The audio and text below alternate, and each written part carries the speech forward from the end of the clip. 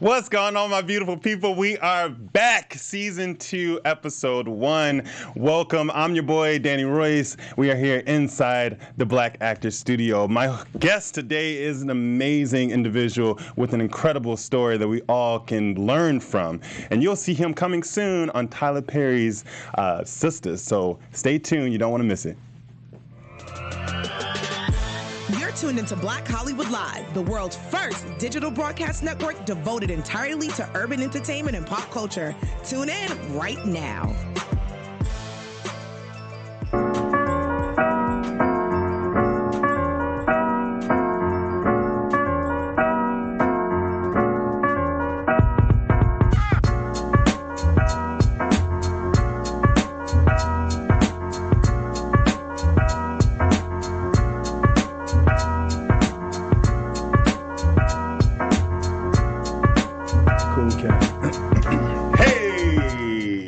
What's good, everybody? Welcome inside the Black Actor Studio. So great to be back. Thank you so much for tuning in. My guest today is an accomplished actor, model, and entrepreneur, and a philanthropist. I mean, he's definitely a man of many hats. And combined with his charisma, charm, and serious work ethic, he is rivaled by few. He has an amazing story, can't wait to share with you all, of triumph after tragedy. Please welcome the Black Actor Studio is very proud to have Ty, the Tiger Edwards. Thank you, brother. What's good, bro? Thank you. I appreciate it. Come on, man. You looking good, bro. Thank you for coming in. I'm trying, brother. I called him up and I said, "You're going to wear a vest today?" All right, we good. You know, I had to change it up, you know what I'm saying, because people either see me with no clothing on. Right.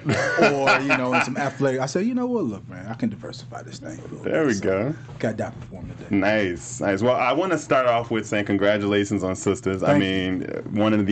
It is the biggest watched show on cable television right now. Yeah. The Oval is number 3, so it's like, that's pretty dope. And I just want to get a little bit, we'll talk about it later, but a little bit of the journey into that audition and what you were feeling and when you booked it. Mm-hmm. Man, when I got the call, you know, I actually didn't know what I was going in for. Or I didn't think that I would be, I thought it was like a 1 episode type of thing and it was right. over. So I went in and do what I do. Apparently did it well, came back, and then they said, well, you know, this is for Sistas, Tyler Perry. And I was like, okay. So things didn't really get real to me until I got there. You know, when I arrived. Right, when you got on set. And that's when it kind of all hit me, man. But, you know, again, I went in blinded, not knowing the magnitude of what I was stepping into. Right. And then here we are. Here we are, and I wanted to hear all about that journey on set and all that, working with Mr. Perry later. Yeah. But we like to start off at the beginning here. Mm-hmm. Where were you born? Chicago, Illinois. Chicago in the house. Yes. Nice. Yes. So how was the family dynamics growing up with your... Man, unfortunately, I can remember some good times. Okay. But just like a lot of youth in my era, I'm an 80s baby. Yeah. You know, come from a broken home, you know. But it was good when it was good, you know. What I thought would probably, or what I would consider to be a middle class family came from, had the best of everything. Everything was good. I was the most popular kid. Had the best clothes. You know, they was hating on me a long time. You know, early before we started giving it a name. You know, but I was that kid. You know, and then life changed. Yeah. And things happened in the relationship that affected the kids, and then the kids started doing other things. And so, how many siblings do you have? Biologically, I have one. One, okay. But, when the family dynamic kind of split, I became like a foster kid. Right. So I say I have total brothers and sisters 7. Oh, okay. Yeah, so when I'm, got adopted and things of that nature, I took on that family. Right, for sure. Did you have any nicknames growing up? Yeah, TJ. TJ. Yeah, my born name is Tyree. Okay. So Tyree was Tyree Jr.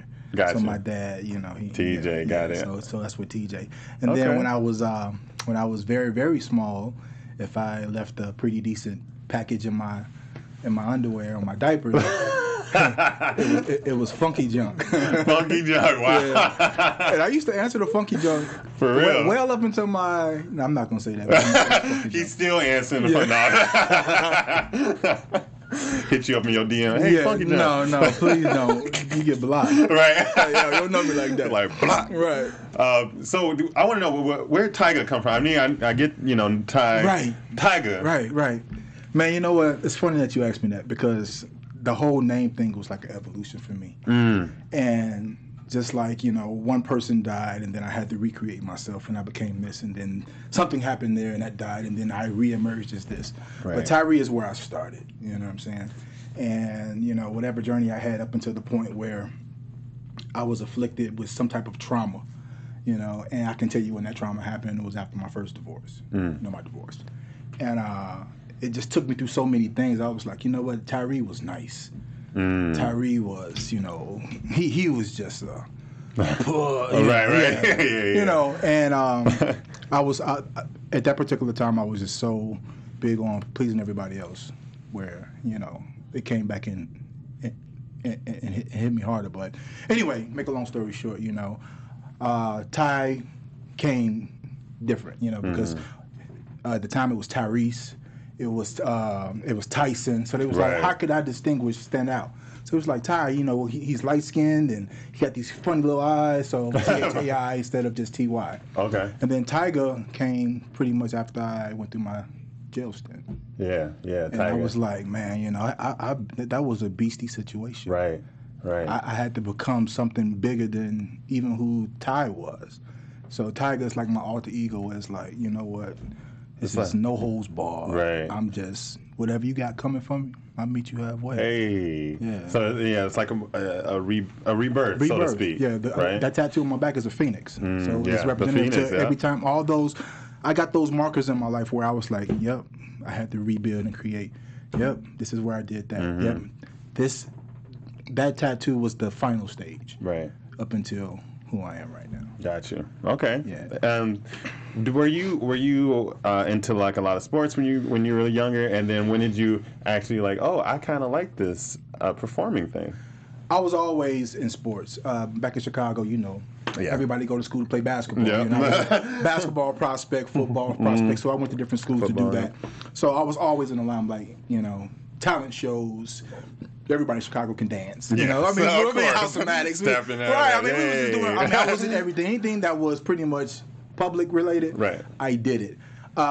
It wasn't until I did some theater and some plays and stuff, but I just knew whatever it was, I would be doing something for the entertainment industry. Right. I didn't know whether it was sports or whatever. I was like, whatever it is, I'm going to be doing it.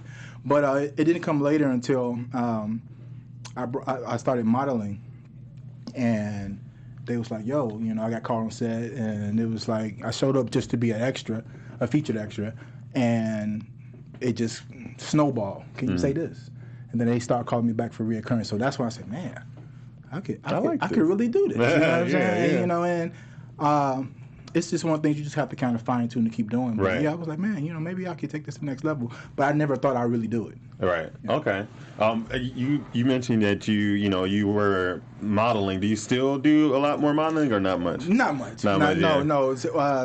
The model thing took off for me in 2012, right after my prison stint. Okay.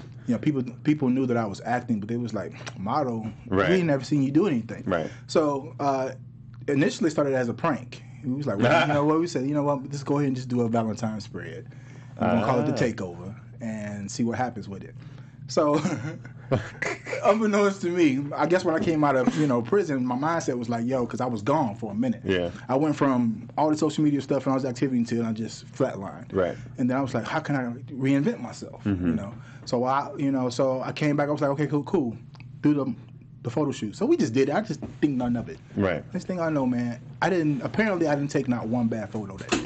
Really? Because every picture in that spread went viral. Nice. And I didn't know anything about all these eye candy sites. It's scared.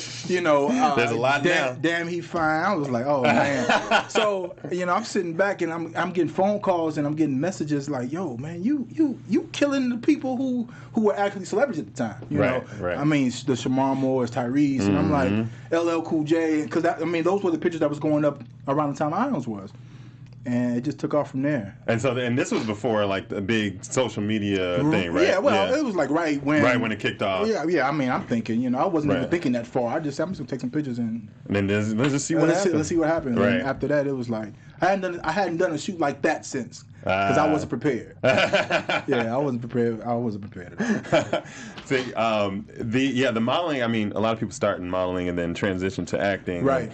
Were you taking like any classes and when did you decide to move to LA and start that? Okay, well, typically after it was apparent that I wasn't going to see my kid. Mm-hmm. So I was like, you know what? I went from living in Dallas to moving to Houston just in hopes things would kind of work out. That way I wouldn't be too far. Right. But when I just saw it wasn't going anywhere, I just said, you know what? My life, everything about my life was just messed up. Mm-hmm. I need to go somewhere where I don't have to worry about this, and I'll deal with that later. Right. So I just decided, man, I said, look, if I'm going to do it, I need to go where I can do it big. Mm-hmm. And since I had the experience before, because I got discovered, I used to be a stripper.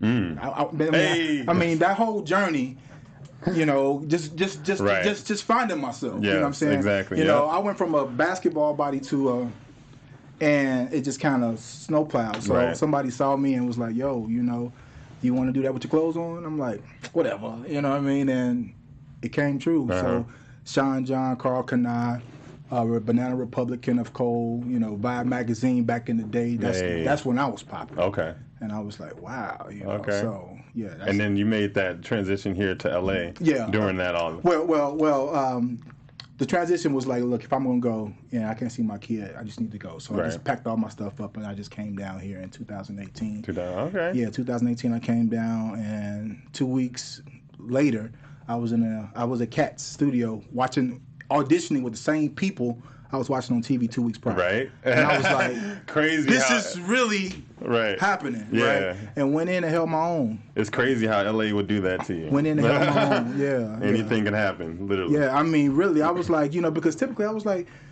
I keep seeing all the same brothers on TV. Right. It was Makai, and no offense, but it was just all the same ones. Mm-hmm. And I was like, can somebody else do this job? And I was like, look, I ain't got nothing else to lose. So why not? You know, and I went out here and I had a few contacts and they took me on, said, you got a great look, this, that, and third. And I ended up, like, really, the people I was talking about, I'm auditioning against. Right. And I'm really, like, bringing it. Mm-hmm. And I was like, man, and I can really do this, and I'm here. And from there, man, it just... Wow. Yeah. Well, I want to come back to auditioning and just talk about anything that you do before auditions get prepared a little later. But we've been edging it on, throughout this conversation of your story and your journey. Okay, being in prison, not seeing your daughter, and I definitely just want you to share that story. I know that story. But anything you would like to share with our audience right now, and just your triumph. Well, I mean, I was in a bad situation. Mm-hmm. Got with the wrong person. And it didn't work. I mean, in my head, it's like, listen, if it doesn't work, it just doesn't work. And in my attempt to leave and just try to do right by the situation and just call it quits. And just like many situations, somebody gets upset. Right.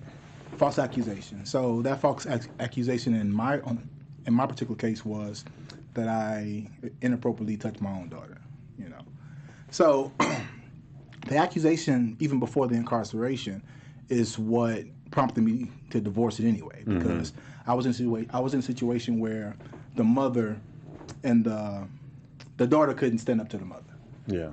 Right. So it was like, husband, it was that type of situation. Mm-hmm. And I get it, I understand it, but, biblically, if we're going to do this, it's like you clear to me, and the sad part about it is, the mother is a pastor. You know, these are people in, you know, right. So it was like, man, so you know what the right thing, but it was a control thing, you know. So when that hit, I was like, all right, you know what? Since you won't do the right thing, I gotta leave this thing alone. Right. I didn't think anything of it. I was like, you know, you're gonna let her say that and you don't protect me. Cool, I'm out. You know what I mean? So that really sucked because I couldn't see my kid, or I had to see my kid under conditions. Right. Conditions for what? You know, I'm not a bad person. Supervised business. I'm like, no, look. Wow. You're doing way too much. You know? So I didn't get to see him, man. You know, and I just learned to deal with that pain up until the time where I left. Fast forward, the accusation got to the point where, you know, at the time when I was married, we had a daycare center. And so when I walked away from everything, I'm like, okay, I got to get my life back and stuff like that. But naturally so, when that accusation was brought against me, I couldn't get employment, you know. So now I was like, typically, I really got into acting because this is really all I could do besides a sales job or something. I'm like, look, you know, I still got all these skills. That's my last fallback. But I was really trying to get back into corporate some way I could. But I couldn't because every, you know, interview, I got to go and spill my dirty laundry. Even if I didn't feel I had to, I just thought I'd always be honest, and I would tell them. Right. But again, you know, I get it from a managerial standpoint that I just recognize he's a good person, but, you know. It's a risk. It's a risk. Yes. And I get it. So just being so tired of hearing that all the time, and I'm like, you know what? It is what it is. It's kind of, it's almost as if I did it and went to jail for it because I got punished the same way. Yeah. You know, because I couldn't get employment, you know. I was looked at weird. I was ostracized. It was crazy. So that's how I ended up, you know. So I mean, I can't imagine. Obviously, can't even imagine what you went through. I think of like so many of the innocent men and women who are in jail right now doing time for something they didn't do, and then like, or even let out and still just treated like, you know, like shit. But what did your family say during this time? Were they a lot of them supportive, or were they not so supportive? Well, the family that I call family. That you call family, yes. Yeah, definitely. Okay. You know, I mean, actually, I'm not really mad at what they did to me. You know what I'm saying? Because I was like, you know what, it's expected. You know, I can take my lumps. Like, you know, I was more hurt about how it affected them. Yeah. You know, I mean, it's bad enough, you know, all things I had to go through while I was in there, but how they was affected when I came home and saw my mom break down like that is what put me over. You know what I'm saying? And while I was in there and doing all that stuff, man, you know, I mean, I felt their prayers. I really felt them. That's what really kept me, like, going through that whole process, man. But, you know, look, do whatever you want to do to me, but don't mess with mine. Right. You know, and when I saw my mom break down after knowing that she's away, first of all, you know, she's older, they're retired, you know, all my family, you know, I mean, and I got a lot of brothers and sisters that I have now, you know, they were all hot, you know, and it was like, look, it's cool, let's not, you know, we from the Chi. So it wasn't nothing but a phone call away for us to get some stuff handled, you know. But I'm like, you know, let's take the high road on this, you know. And, you know, let's get the emotions. It is what it is. It was my bad. That was my situation. I should have got out sooner. I didn't see the signs because they were always there. Yeah. They're always there. Yeah. And this is what happened. So I ate it, you know what I mean? But seeing them hurt me more than anything. Right. So where are you now with as far as relationship with your daughter? Are you still out of it? It's non-existent. She believed the lie. Okay. She even confessed about it. And, you know, and I said, you know what, it's cool. Unfortunately, I became a grandfather when she turned 15. And I'm just like, really? You did all that for that? You know, she didn't even have a chance out the gate. You know, she had a better chance with, you know, it's just the stereotypical thing that we go through, you know, in our generation, in our relationships, you know. And in the end, the child always suffers, you know. Always. And it's to the point where right now it's just that so much has happened and the brainwashing is going on for so long that it's no trust. Right. It's sad that I can't sit down and trust my own kid because of what she's been, you know, what's been influenced her for so long. So I just say, you know what, I'll cross that bridge when I cross it. Right now I have to worry about me. Exactly. You know, that's all you can do. They made that choice, they made that decision, and they deal with the consequences. You know, that's one thing I can say. Well, look, y'all cut me out of it. So It is what it is, you know. So crazy. So crazy. Well, if y'all want to, see more of Ty's story and what happened, you can check out Falsely Accused on YouTube, 2 parts, and then you can also see when he comes back to his family and they embrace him, and they have some interviews of their family, and believe your brother as well is on there, letting some steam out. Yeah. As rightfully so. Love you, Chris. Yeah. There it is. As far as now, are there any challenges or personal demons? You know how the industry is. Yeah. Is there anything that you have trouble dealing with sometimes, or maybe that you just beat? Man, you know what? Really, after that prison thing, man, nothing. Nothing. Nothing. No, nothing. Yeah, Because Hollywood is a hell of a machine. Right. And again, a lot of people think that they are prepared for this type of thing, and they, it's hard because, just because we're in the spotlight or have a platform, we're always a target. Mm-hmm. And again, the politically correct thing to do is to ignore it, but people tend to realize that we're our people too. Right. But after that situation, knowing that I could have been killed in there and this, that, and the third, and I beat it. Something like that is like small potatoes. It's like to me. whatever. I'm like, yeah. unless you right here physically trying to talk that, we can go there. Right. We about going there. You know what I'm saying? It's go time with us all the time. But all this and all this, right. Man, yeah. That's exactly. how I look at that, bro. No, yeah, I definitely hear that. But I want to thank everybody for tuning in. Also, please check us out on iTunes, Spotify, Google Play, anywhere you can hear podcasts, and then go ahead and subscribe and make sure you thumbs up, and also like this video and check out our season 1. You can also check out the whole season 1 on the On channel. Right now it is premiering this Friday, tomorrow the 8th, so check them out. You can visit them at www.theonchannel.com. Thank you so much for supporting me, and also shout out to Kevin Undergaro and Maria Manunos for giving us this great opportunity to be here. Such a blessing. And I want to go ask you about, we were talking a little bit about, the people of color in Hollywood, right? Mm-hmm. So have you seen Harriet? No, I haven't. No, I haven't. All right, that is it. Oh, is it that bad? I'm gonna let you see that. Okay, yeah, we'll get back. We're gonna have like a little Instagram video chat or something. I've been hearing a lot of things, good and bad, but as an artist and as a creative,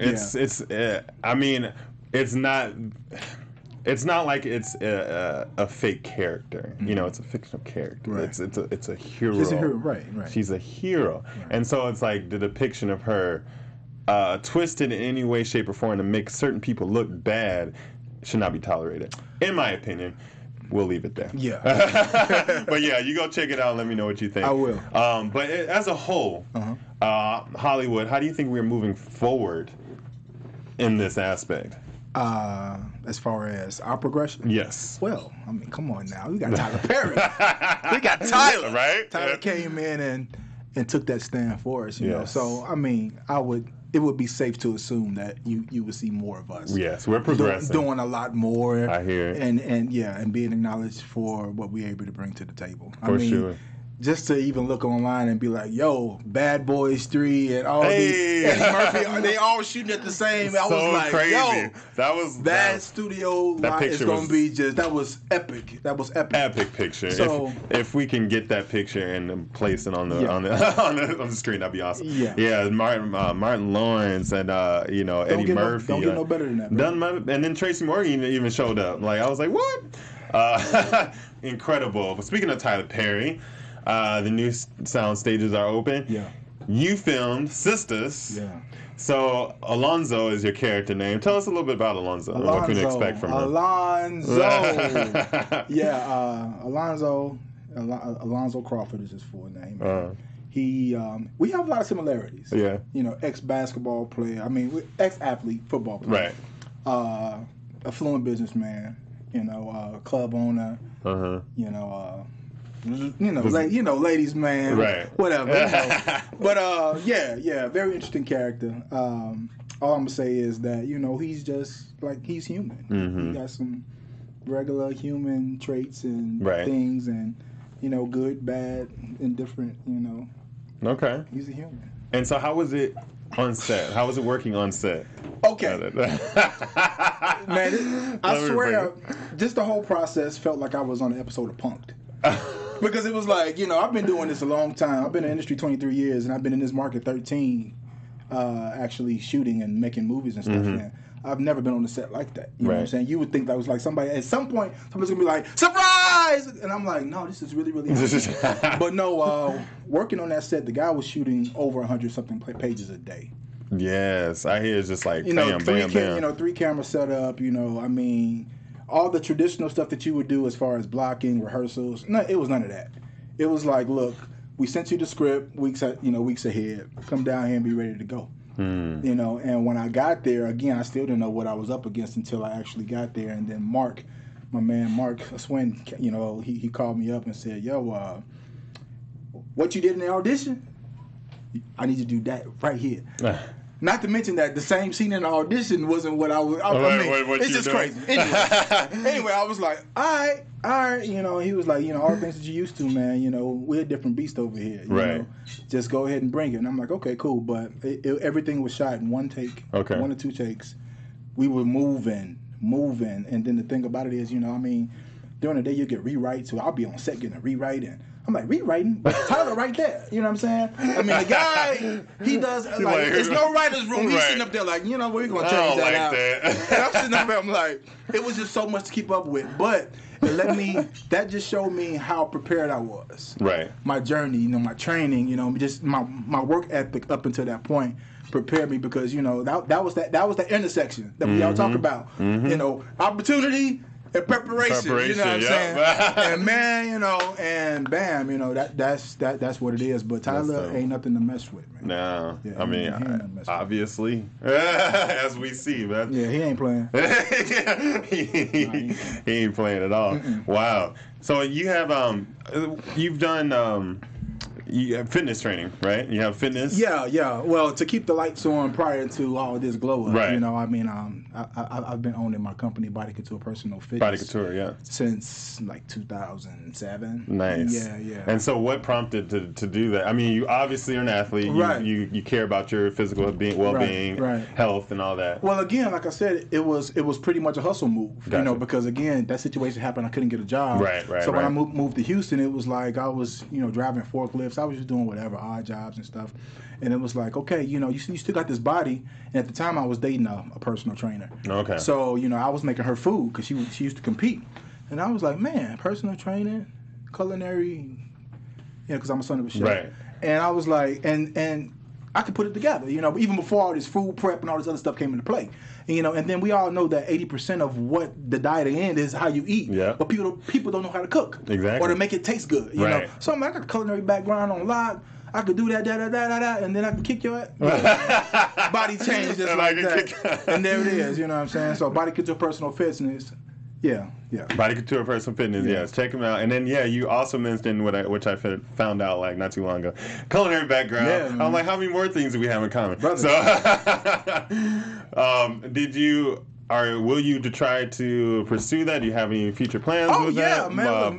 To do anything else with that? Brother. Everything that God gave me, all my gifts, I plan to use them some point in time, man. Absolutely, whether it be food trucks, whether it be my own restaurant, chain of restaurants. My whole thing is this, I saw growing up my father's frustration. How long I was, man, and, although he and we have differences, he was brilliant with his hustle. That's good. I get a lot of my work ethic and hustle and drive and determination from my father. This man didn't have he had a very limited grammar school education and big families back in the day. He was the firstborn. We all firstborns, him, my mother, and myself. So he had to take on the brunt of the family, and so he's self-taught. I used to see him, watch him read a dictionary. You couldn't talk over his head. I don't care who you was. He was like, Brother Polite before Brother Polite even came in the picture, man. He was a very smart man. And for him to take that and to turn it to something where he has a picture of Julia Childs. He's cooking with all the greats. And I'm like, dude! You know what I mean? Julia Childs, I had the perfect example of faith and operation and, just driving determination. Nice. So, yeah. That's dope. That's dope. All right, awesome. Well, I'm gonna ask you some questions. Okay, they're gonna be quick questions. First thing that pops to your mind.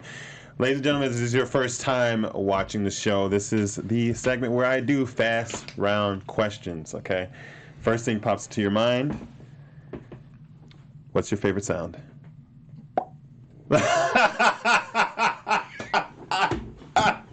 Get your... I never saw... You thought I was gonna growl, right? Right? No, I'm gonna go growl. Something. Actually, you're the first guest I've ever had that actually acted the sound out. That's what I do, bro. Right. That's what I'm like. See, I love it. All you casting directors, you see that? You see that? Right. Let's book this. Keep this guy booked and busy. Keep me working. All right. What's the sound or noise that you absolutely hate? Nagging of a woman. Unnecessary nagging. Unnecessary. Yeah, let's clean that up a little bit. Yeah. I mean, if it's justified. But yes. You know, but if it just, just. Right. All in the ear. Yeah. God dang. What's one thing you wish you done that you haven't done? That I haven't done. Mm-hmm. I haven't done it yet. You haven't done it yet? But what is it? You know? I haven't done it yet because right now I'm doing everything. I'm going to do everything I can right now, man. I haven't done it yet. I like that. Okay. When I get to the end, I'm going to be like, I did all this. I mean, I'm pretty accomplished. I'm like, I haven't done it yet. I don't know what's going to happen in the next 30, 40 years. Okay. All right. I like that. Yeah, I haven't done it yet. I like that. Rihanna or Beyonce? Who? You know what? Rihanna. Be like Mariah Carey. I don't know her. No, we not. No, Mariah, no, baby. You too, no, baby. I saw what happened to Nick. It wasn't Rihanna or Beyonce? Yeah, that's tough, bro. That's tough. I know it is tough. Cause they both. You know, just to be safe, Rihanna, Beyonce. Look, look. Just in case it don't work out. Just in case it don't work out? Yeah, you know, I let them choose. I'm not finna pick one, bro. Man, you crazy, man. No offense to Jay. I'm just saying, look, he put me in the bad situation. Because the Beehive gonna be like, well, he won't want your ass no way. You know, right. That's extra. You know, I ain't gonna say nothing. Look. They both. Look, okay. Look, I help. Look. That in a perfect world, both. Yeah, both. But you can't say that, though. I take you both, then it's disrespectful. Right. They queens. I'm like, look, if y'all mess with me. then let's go for it. Yeah, let's go for it. I'm not kicking them out. All right. What's one thing you love to eat? Man, one thing I love to eat, seafood. Yeah, that's my specialty. I love seafood. Seafood. I can eat crab every day. I'm sorry. Crab? No, you can. Crab? Yes. Okay. I mean, crab, lobster, anything, shellfish, man. Nice. I love seafood, yeah. And last but not least, when you get to heaven and you meet God, what would you like him to say to you? There you go, acting it out again. My nigga. You didn't come back with nothing.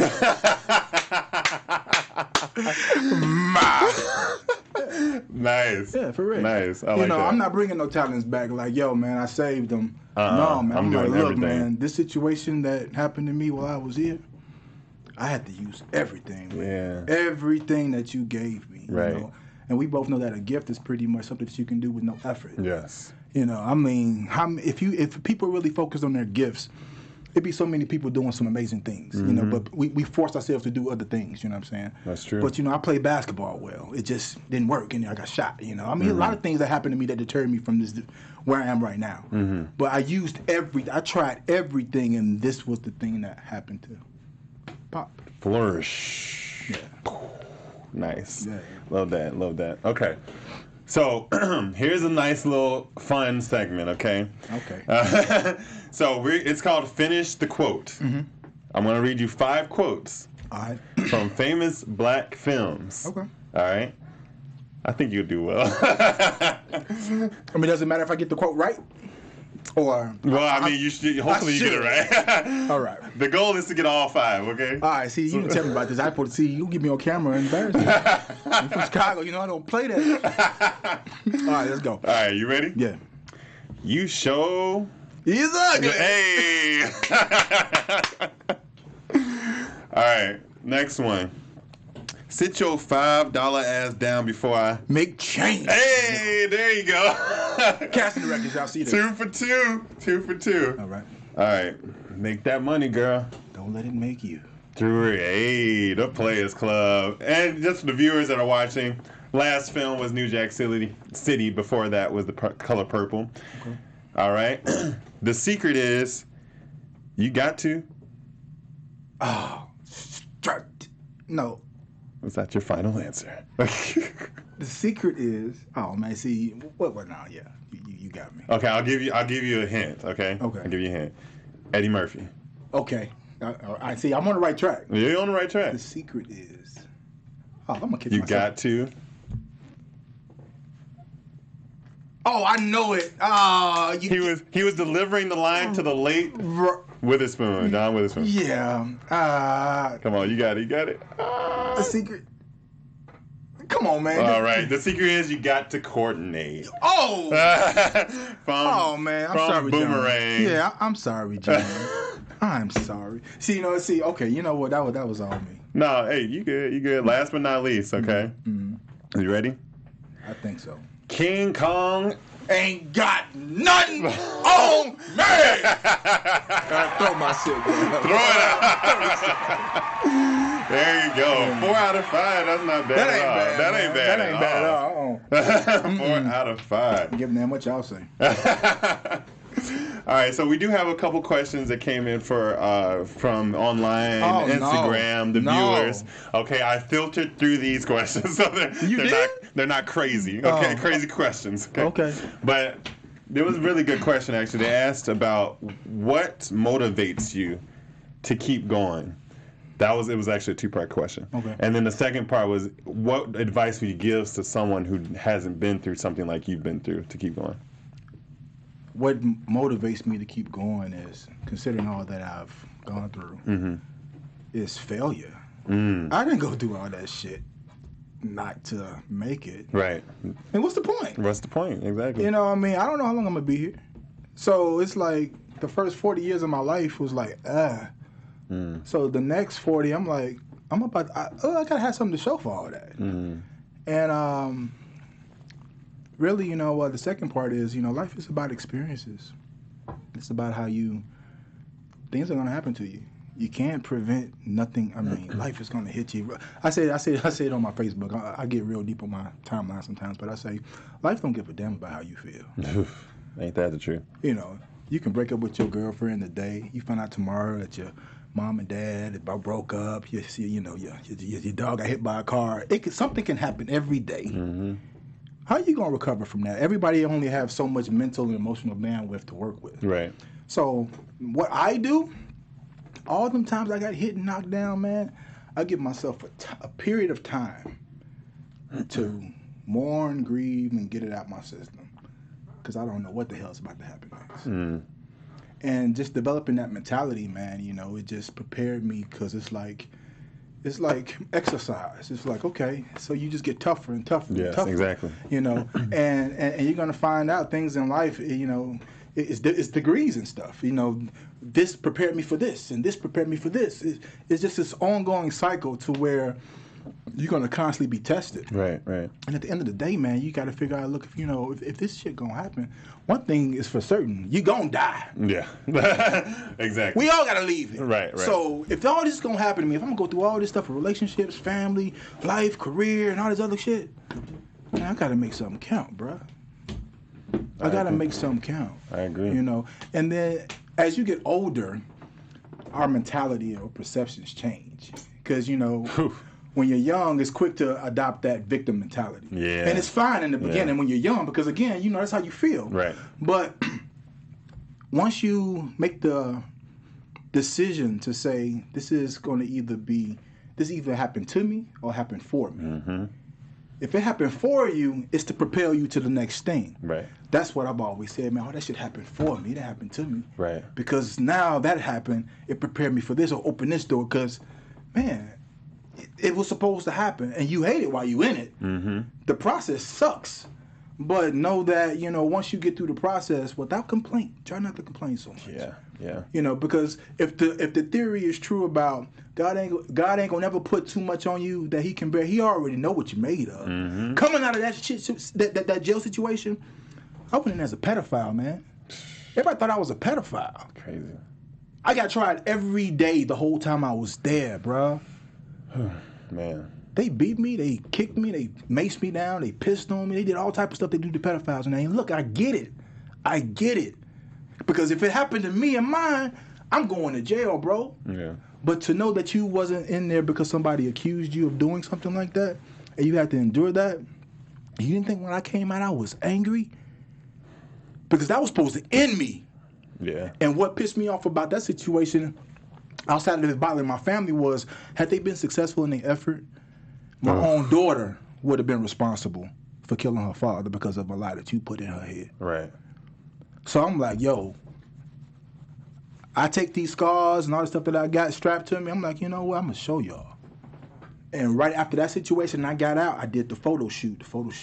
So it's like, you got to be careful about what you ask for in life, because the things that you ask for, you don't know what you got to go through to get there. Exactly, right. And again, I hope it's not as extreme as my situation, but it's a price to pay for everything. People are like, you got to pay your dues. I say, bro, I've been paying my dues before you even got here, homie. Right. You don't know my personal life. This Hollywood shit is extra. Right.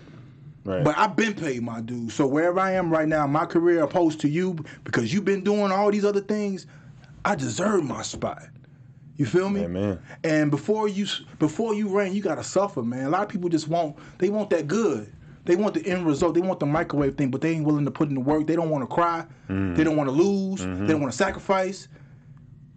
Dude, anything worth having of value, it's a process. Yeah.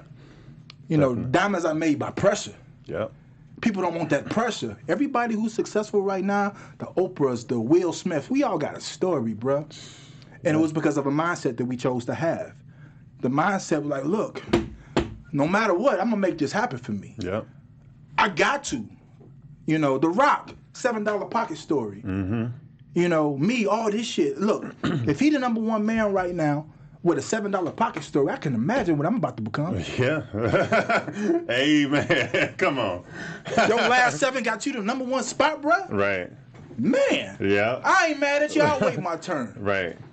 Yeah. I get the comparison a lot. I'm like, look, he set the precedent for me. He let him know, look, he opened doors. LL Cool J. Yeah, all them dudes that I get compared to, they open doors for me. So it's never no hate with the comparison. It's just like, but look, let them have their own glory. My time That's will come. their story. This is all that I've gone through. Look, this is all me.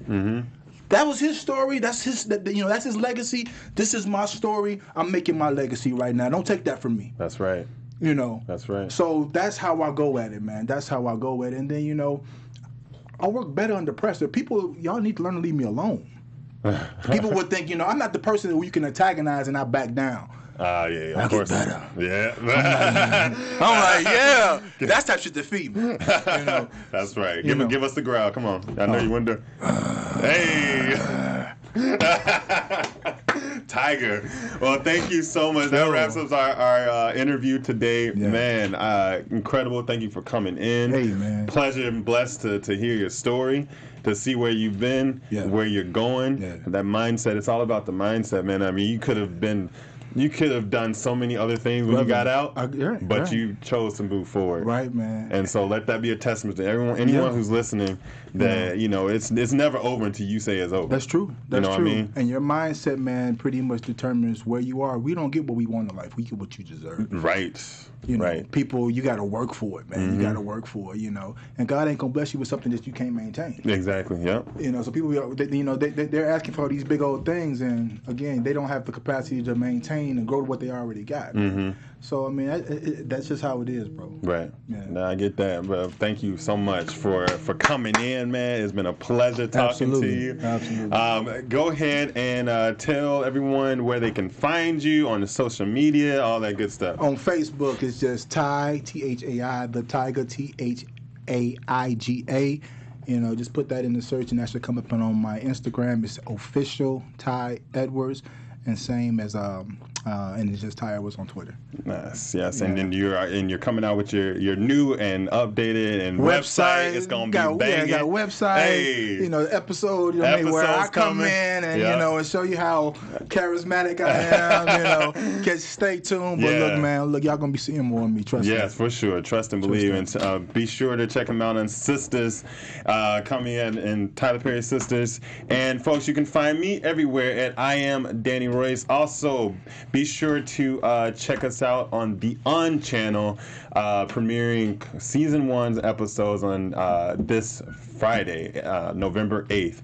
Also, be sure to like, comment, subscribe, and follow the show on Instagram at black_actors_studio. Thank you so much, folks. We'll see you next week, same place, same time, inside the Black Actor Studio. On behalf of our BHL staff, we would like to thank you for tuning in to Black Hollywood Live, the world's first digital broadcast network devoted entirely to urban entertainment and pop culture. Check out our Black Hollywood Live YouTube page for even more great programming and amazing content, and be sure to subscribe and like our channel when you do. I'm your BHL host, Nakia Monet, and you can find me on all social media at Kiki Boom Boom or at Black Hollywood Live. Black Hollywood Live, Hollywood redefined.